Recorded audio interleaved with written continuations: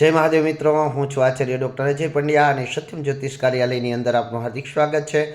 મિત્રો, હિન્દુ સંસ્કૃતિને લગતી કોઈ પણ માહિતી આપને જોતી હોય તો આપ મને કોલ કરો છો અથવા તો મને જે પ્રશ્ન કરો છો એનો જવાબ હું આપને અવશ્ય આપું છું. અત્યારે જે પ્રશ્નો આવી રહ્યા છે તેમાંથી ઘણા લોકોએ એવો પ્રશ્ન કર્યો છે કે એકાદશી ક્યારે છે અને આ એકાદશીને કઈ એકાદશી તરીકે ઓળખવામાં આવે છે. તો આપણા હિન્દુ શાસ્ત્રની અંદર જે 24 વર્ષની અંદર એકાદશીઓ આવે છે એમાંથી શ્રેષ્ઠ એકાદશીઓમાંથી એક એકાદશી એટલે કામિકા એકાદશી છે. અષાઢ વદ 11 એટલે કામિકા એકાદશી તરીકે ઓળખવામાં આવે છે. અને કામિકા એકાદશી તારીખ 31/7/2024ના રોજ છે અને આ દિવસે બુધવાર છે. તો આ બુધવારના દિવસે જ કામિકા એકાદશીનું વ્રત કરવાનું છે. ભગવાન શ્રી હરિ વિષ્ણુનું ઉત્તમ પૂજન કરવાથી મહાન ફળની પ્રાપ્તિ થાય છે.